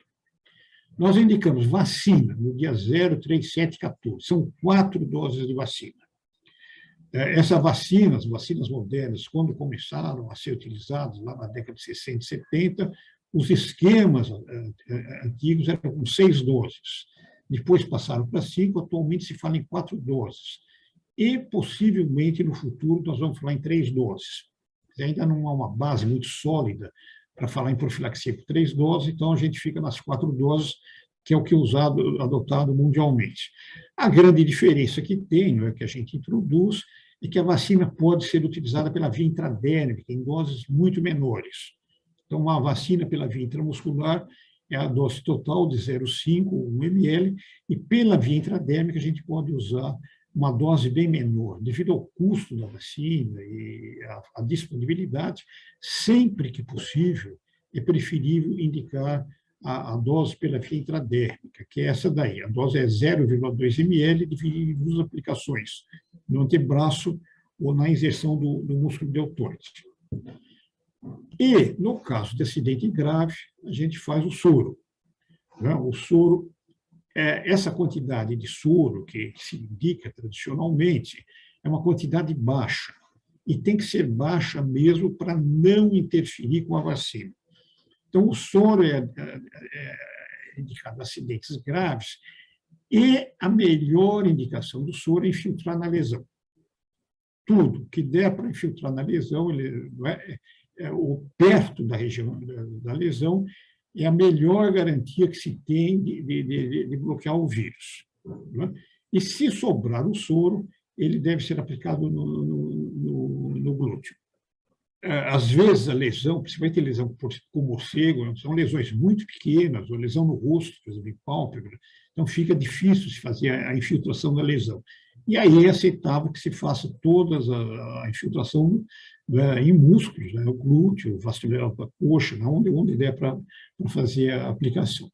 E o soro é contraindicado a partir do 7º dia após a primeira dose da vacina. Então, se ele não foi aplicado até o 7º dia, ele não deve ser aplicado em seguida. Exatamente por isso, né, pela explicação que eu já dei, que no 7º dia começa a resposta à vacina. Então, depois do 7º dia, não há nenhuma indicação de se fazer o soro. Então, soro heterólogo, só para acidentes graves, e deve ser infiltrada na lesão até o 7º dia, até os 7 dias após a aplicação da primeira dose. Bom, um dado importante, né, pacientes vacinados anteriormente. Seja qual foi o esquema que o paciente teve antes, né, no caso de veterinários, por exemplo, que tiveram o sistema pré-exposição, né, vacina indicada para profissionais de risco, ou o paciente já recebeu anteriormente a vacina, no caso de um novo acidente, o esquema indicado são só 2 doses da vacina, que pode ser infiltrado, pode ser dado via intramuscular ou pela via intradérmica, né, qualquer esquema, e sem a necessidade de infiltração do soro antirrábico. Nestes casos, como a resposta é muito rápida, não há indicação do soro antirrábico. Bom, eu fiz uma apresentação rápida dentro dos 40 minutos que foram colocados. Tudo isso que eu falei, todos os dados de raiva e todos os dados de profilaxia, é possível encontrar no site do Instituto Pasteur, nesse endereço que eu estou passando, saudesp.gov.br, Instituto Pasteur, tem um item lá chamado Profilaxia da Raiva Humana, norma atualizada em julho de 2021. É o que existe de mais moderno. Infelizmente, quer dizer, as normas de São Paulo já estão prontas desde 2020, nós estamos divulgando, desde 2021 nós estamos divulgando. O Ministério já atualizou as normas também, eu fiz parte do grupo que atualizou as normas da raiva do Ministério, estão prontos e devem ser lançados nos próximos dias. Há problemas burocráticos do Ministério para lançar qualquer coisa. Então, neste momento, hoje, se for feita uma consulta entre o que está sendo feito no Estado de São Paulo, indicado no Estado de São Paulo, e o que está indicado no Ministério, há algumas discordâncias, alguns conflitos. Mas a norma do Ministério já devia ter sido divulgada, deve ser divulgada, quer dizer, a que deve sair nos próximos dias, ela é idêntica com a norma que existe no Brasil. E, antes de encerrar, só falar um pouco desses casos, de 4 casos das crianças de Minas Gerais, são 4 casos que estão sendo divulgados aí pela imprensa, 4 óbitos de raiva humana em Minas Gerais, né, nesses 2 últimos meses. São casos assim, que estão sendo explorados investigados pelo Ministério. Nós não temos relatório oficial, mas com certeza são 4 casos. 4 casos foram diagnosticados, tiveram quadro clínico, evoluíram para óbito, do jeito que se espera, né, da raiva. O vírus foi identificado, e o mais importante, né, desses casos, embora seja vírus de variante de morcego hematófago, não existe, ou pelo menos não foram encontrados na região, próximo da região, não foram encontrados o Desmodium rotundus, que é o morcego transmissor do vírus do morcego hematófago. Né? Não se sabe, possivelmente esses vírus chegaram na criança possivelmente através de outros morcegos, né, que podem ter o vírus, né, que tiveram o vírus em contato com o hematófago, outros morcegos, insetívoros, né, adquiriram o vírus e transmitiram para essas crianças. Mas, na região mesmo, não existe morcego hematófago e não se encontrou nas crianças sinais de lesão, sinal de espoliação por morcego. O relato que tem é que essas crianças brincavam com morcego, tiveram contato por brincadeira com morcego. A única informação que existe. Né? E nessa situação, o morcego, sabe lá qual morcego estiver contato, todos são transmissores da doença, mesmo sem haver sinais de agressão, e ocorreram 4 óbitos. Né? Foram 4 óbitos. O Ministério e a Secretaria de Saúde de Minas estiveram na região, fizeram uma ampla vacinação lá do pessoal agredido, foram mais de 1.200 pessoas que receberam vacina. Aparentemente, nesse momento, já passou algum tempo, não é esperado novos casos. Mas este é o quadro que a gente encontra quando há agressão por morcego, quando o vírus circula em morcego. Na década de 2000, 2004, 2005, nas regiões ribeirinhas lá do Pará e da Amazônia, foram 70 óbitos por agressão por morcego numa comunidade. Em 2018, foram 10 óbitos. Em 2018 também teve uma agressão, em 2019 teve uma agressão na Amazônia, foram 4 óbitos. Então, sempre que a gente fala em circulação do vírus em morcego, a gente pode esperar um número elevado, quando fala em circulação do vírus da raiva em morcego, agressão por morcego, e começa a aparecer o óbito, a gente pode esperar um número elevado de casos. Bom, este é, em resumo, o que eu gostaria de apresentar. E estamos aí à disposição para responder às dúvidas que vocês apresentarem. Muito obrigado, Dr. Wagner, pela excelente exposição. E vamos ver aqui se tem alguma pergunta. Você tem alguma aí? Perdão, abri agora. Tem algumas questões que eu gostaria de colocar. Tem uma do Alberto Micheletti, que é de Cabreúva. Ele relata que experiência de campo, né, dele. Ele relata que parece ser quase impossível a transmissão bovino-homem, já que ele relata que viu mais de uma vez tratador enfiando a mão e o braço na boca de vaca positiva, achando que estava engasgada. O Dr. Wagner poderia comentar um pouco sobre isso, né? Ele já falou sobre questão de lesão na pele, etc., mas vamos reforçar, né, a questão. Vamos lá, essa é uma situação com o matador, né? Ele é obrigado a pôr a mão dentro da boca do animal, ele tem muito contato com a saliva, porque se o animal tem algum tipo de fruta que o animal come na mata, que ele engasga. Assim, o que é importante falar em relação ao acidente com herbívoros, primeiro, que os herbívoros são mal transmissores da doença da raiva. Você viu os históricos que eu apresentei aí dos últimos anos de casos de raiva humana, não há nenhum caso transmitido por acidentes com herbívoro. O que nós temos de histórico, né, importante, é um veterinário que, alguns anos atrás, morreu fazendo autópsia de um boi. Era um veterinário, né, não vacinado, fez autópsia e se contaminou lá no autópsia, se machucou e acabou falecendo de raiva. Tomar vacina e ele mesmo não tomou vacina e foi a óbito.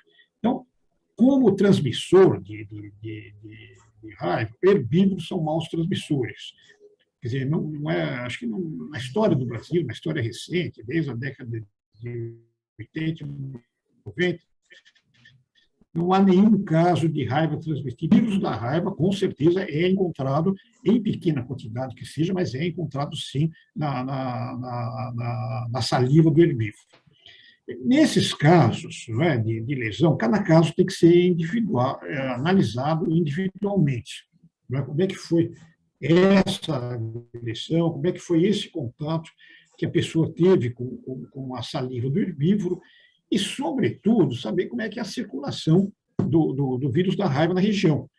Né? Por exemplo, nós temos, em São Paulo, tem algumas áreas aqui perto da divisa com Minas Gerais, onde há muitos abrigos, onde há muito morcego, onde há muita agressão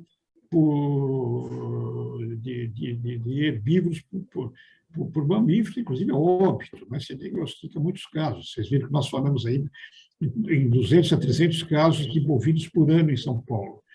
E em outras áreas o vírus não circula.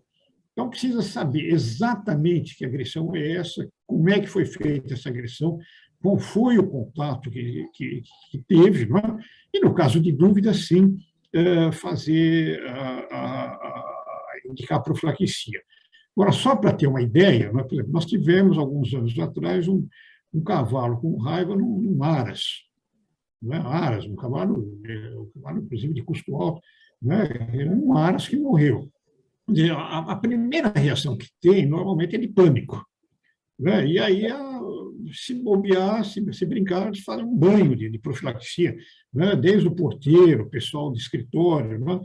E isso precisa ficar claro, quando você vai fazer profilaxia de acidentes, mas precisa ficar claro. O vírus da raiva não é transmitido pela via respiratória. Não estamos falando de Covid, de gripe. O vírus da raiva, para ser transmitido, precisa ter acidente, precisa ter contato, precisa ter lesão na mão. Mas se não tiver isso, não há transmissão. Então, quando a gente fala em profilaxia, ele precisa se levar em conta todo esse quadro, como é que foi a agressão. E aí sim, né, esse pessoal que mexe em boi, normalmente eles têm lesão na mão mesmo, eles têm pequenas lesões, se mexem em saliva de animal positivo, a profilaxia claramente está indicada. Obrigado, doutor Wagner. Tem mais questões por aqui, Paulo, tá? Antes de trazer as outras questões que estão colocadas, só informar que nós atingimos 495 visualizações durante as palestras e uma participação massiva das unidades de vigilância em saúde do município, várias unidades básicas de saúde também. Temos profissional de Moçambique, na África, acompanhando e prestigiando o evento. Unidade de vigilância de zoonose de Jandira, Santo André, Cabreúva, vários municípios pelo interior, né? Agradecer a presença de todos. E uma questão para o doutor Wagner, em relação à questão dos acidentes, né? Como é que a rede de atendimento à atenção está organizada? Uma vez que o indivíduo, né, o cidadão, ele sofreu um acidente dessa natureza, uma agressão por animal, como é que está organizado o sistema de atenção? Ele chega à unidade básica de saúde, ao UPS, existem hospitais de referência, como é que se dá o encaminhamento dessa situação? A vacina da raiva, né, é uma situação especial, né? Diferente das outras vacinas, ela não está disponível em todas as unidades de saúde, né? Nem tem imunobiológico para pôr em todas as unidades de saúde, e até o volume de atendimento não comporta ter vacinas e soro em todas as unidades. Os municípios eles têm autonomia para organizar a atenção. Normalmente, a vacina e o soro eles ficam disponibilizados em locais mais centrais. Então, no caso de um acidente, normalmente se indica ao paciente para comparecer em unidades específicas onde se encontra o soro e vacina. Aqui no município de São Paulo, são 5 locais que tem soro e vacina. Na região central, é o Emílio Ribas, que faz o atendimento, e mais uma unidade em cada área do município, na região norte, sul, leste e oeste. Assim, o cuidado que precisa ter, né, deixar uma indicação em situações de emergência, por exemplo, num feriado prolongado, né, se a pessoa for agredida na sexta-feira, Não dá para esperar até vários dias para iniciar a profilaxia. Então, o que se indica é que sempre tem algum local de emergência que possa fazer essa profilaxia, porque quanto mais cedo a profilaxia iniciar, melhor. Este caso que nós tivemos em São Paulo, de 2018, o caso que foi a óbito, por agressão de morcego, né, esse caso levou 20 dias para iniciar a profilaxia. E não, quer dizer, a culpa foi do paciente, ele não procurou realmente a atenção médica. Ou seja, quanto mais passa o tempo, maior a chance do vírus chegar no sistema nervoso. E por tudo que nós vimos, quer dizer, há risco, sim, de raiva. Não é? O vírus circula, nós não estamos falando de um risco teórico, não estamos falando de ebola, que é só um risco teórico. Estamos falando de raiva. Vocês viram que tem de casos positivos em animais no estado de São Paulo e no Brasil. Nós só não temos mais casos de raiva porque nós fazemos muita profilaxia no Brasil. Não é? 40% dos atendimentos, não é, acabam em algum tipo de profilaxia. Então, nós só não temos mais casos de raiva no Brasil porque o número de profilaxias é muito alto. E eu repito, nesse momento é alto e exagerado, não precisa chegar a esse número de 40%. Mas a profilaxia é indicada, sim, e os produtos que nós temos hoje aqui no Brasil é o que existe de melhor no mundo, que são as vacinas que se usam no mundo inteiro, vacinas de produtos de altíssima qualidade. Obrigado, doutor Wagner. Paulo, tem mais questões por aí? Chegou uma questão aqui, ó, da PS do Butantan. Pronto-socorro municipal Butantan, para o doutor Wagner, conforme protocolo, acidentes com cão e gatos, contatos sabidos com morcego nas 48 horas, acidente leve, vacinação 4 doses, acidente grave. Não, ele está só, não entendi muito bem. Assim, se ultrapassar as 48 horas a partir do acidente, é isso? Qual a conduta que se deve adotar? Vamos ver, essa é assim, uma apresentação rápida, a gente não pode entrar em milhões de... A profilaxia da raiva é um cenário de milhões, milhares de pontos e de particularidades. O caso aqui que estou perguntando, assim, na última norma que nós escrevemos agora em São Paulo, nós introduzimos um dado novo. Basicamente é o seguinte: acidente com cão e gato, a gente tem que observar o cão e gato durante 10 dias. É isso que a gente faz. No entanto, existe um tipo de acidente, uma particularidade, mas é um acidente que existe. Isso acontece principalmente com o gato. O gato é caçador. Né? Então, o gato caça o morcego. Então, a gente, de repente, o dono, o tutor do gato, ou até o cachorro, vê lá um animal, né, que acabou de caçar um morcego, está lá com a boca cheia de sangue, de morcego, que ele estraçalhou o morcego. O que ocorre é que o tutor ele fica preocupado com essa situação e resolve lavar a boca do animal, né, assim, imediatamente, depois do acidente. E o animal agride a pessoa e tem uma lesão grave. Essa é uma situação especial, quer dizer, o animal não está doente, ele pode ficar em observação, tudo isso, mas o fato de ele estar com um morcego na boca, né, e o morcego, sabe-se lá se esse morcego tem vírus ou não, e ele agredir imediatamente uma pessoa, quer dizer, é uma transmissão direta, né, como se a pessoa tivesse ferido, se cortado, né, com um objeto cheio de vírus. Então, é uma situação particular e que é comum, infelizmente é comum, por isso que a gente introduziu na norma. Nesses casos, em especial, a gente indica profilaxia. Né? O animal está sadio, tudo bem, sem nenhum problema, mas, devido à gravidade da lesão, a gente indica a profilaxia. O problema é que qual é o prazo que a gente vai indicar essa profilaxia? Normalmente, esses acidentes ocorrem imediatamente. Né? O tutor vê o animal com o morcego na boca. Né? Normalmente, a gente põe aí até 48 horas para um período de alto risco. Se se o animal agredir o dono, né, até 48 horas depois de ter agredido o morcego, a gente faz profilaxia. Mais que isso, não, porque a viabilidade do vírus, do meio ambiente, também não é tão grande, e aí também não deve ser encontrado mais nem na saliva, nem nos pelos, nem na unha do animal agressor. Agora, é uma situação que existe, não tem dados na literatura, quer dizer, isso daqui eu coloquei isso na nossa norma. Quando a gente escreve uma norma, a gente tem que atender às demandas da região. É uma demanda que chega com frequência para mim, por isso que a gente introduziu na norma. Acho que nossa norma aqui de São Paulo é a única norma que eu conheço no mundo, é a única norma que contém esse dado.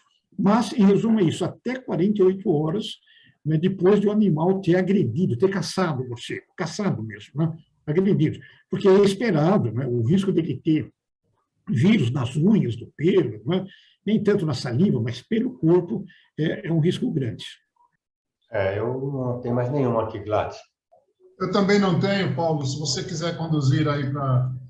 Já são 11h30. Se você quiser fazer a condução para o encerramento, os agradecimentos, né? Eu também não tenho mais nenhuma questão. Tem mais uma aí. Não. Tá bom, então. Eu acho que então a gente pode encerrar mais essas palestras de hoje, né? Que foram excelentes, né? As duas palestras, tanto a da Adriana como do Dr. Wagner. Espero que o pessoal tenha aproveitado bastante. A única dificuldade que a gente está percebendo aqui é que muitas pessoas estavam colocando no chat que a transmissão estava travando. Eu entrei no celular, para mim estava normal. O técnico também da faculdade disse que estava normal.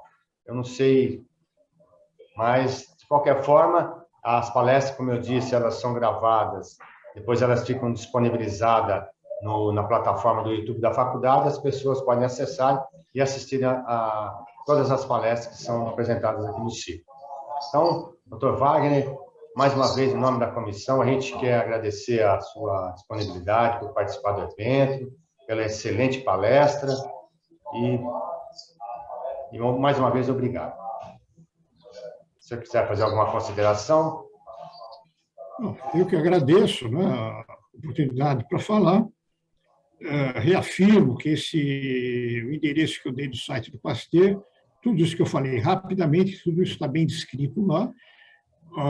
O que nós estamos indicando é que existe mais Moderna no mundo, 4 doses, né? Não é tão novo isso, o uso da vacina intradérmica e, sobretudo, nós temos que começar a focar muito na observação de cão e gato para diminuir o volume excessivo de profilaxias que nós indicamos no Brasil, né? E esse é o resumo geral. Então, obrigado. Obrigado a todos que participaram aí do evento. E na próxima palestra, agora, então, seria o mês que vem, dia 27/7, com os temas que eu já apresentei anteriormente. Então, tenham um bom dia a todos e até o mês que vem.